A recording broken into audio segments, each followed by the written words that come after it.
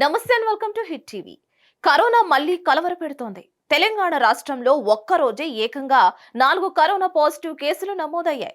402 మందికి corona positive పరీక్షలు చేయగా నలుగురికి వైరస్ వ్యాప్తి చెందినట్లు గుర్తించారు. ఈ మేరకు ప్రజారోగ్య సంచాలకుడు డాక్టర్ శ్రీనివాసరావు కోవిడ్ బులెటిన్ విడుదల చేశారు.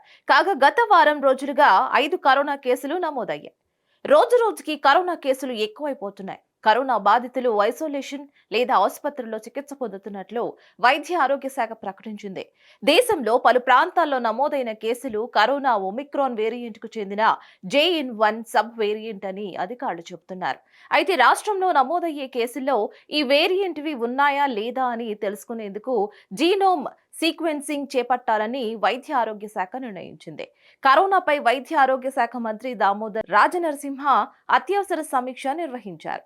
కరోనా భయమే ఎక్కువైందంటే దానికి తోడు కొత్త సబ్ వేరియంట్ JN.1 కూడా పెరుగుతోంది. దీని పరిస్థితిపై మంత్రి ఆరా తీశారు. దీన్ని ఎదుర్కొనేందుకు అన్ని ఆసుపత్రులను సిద్ధంగా ఉంచాలని ఆదేశించారు.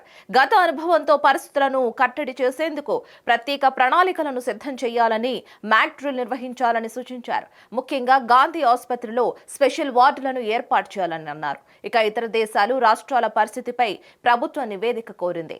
ఒమిక్రాన్ సబ్ వేరియంట్ లోని JN.1 వైరస్ పరిస్థితిపై ప్రజారోగ్య సంచాలకులు శ్రీనివాసరావు సమగ్ర సమాచారం అందజేశారు. ఇక తెలంగాణలోనే కాకుండా కేరళలో కూడా కొత్తగా 115 కరోనా వైరస్ కేసులు నమోదయ్యాయి. దీంతో రాష్ట్రంలో యాక్టివ్ గా ఉన్న కరోనా కేసుల సంఖ్య 1749కి చేరింది. కేరళలో 115 కొత్త కేసులతో దేశవ్యాప్తంగా మొత్తం 142 కొత్త కేసులు నమోదయ్యాయి. కరోనా వైరస్ పై ఉత్తరప్రదేశ్ లో కూడా అలర్ట్ జారీ చేశారు. కరోనా వైరస్ ను ఎదుర్కోవడానికి కేరళ సర్వసన్నద్ధంగా ఉందని, ఆందోళన చెందాల్సిన అవసరం లేదని కేరళ ఆరోగ్య శాఖ మంత్రి వీణా జార్జ్ ఒక ప్రకటనలో తెలిపారు. మరిన్ని అప్డేట్స్ కోసం చూస్తూనే ఉండండి హిట్ టీవీ.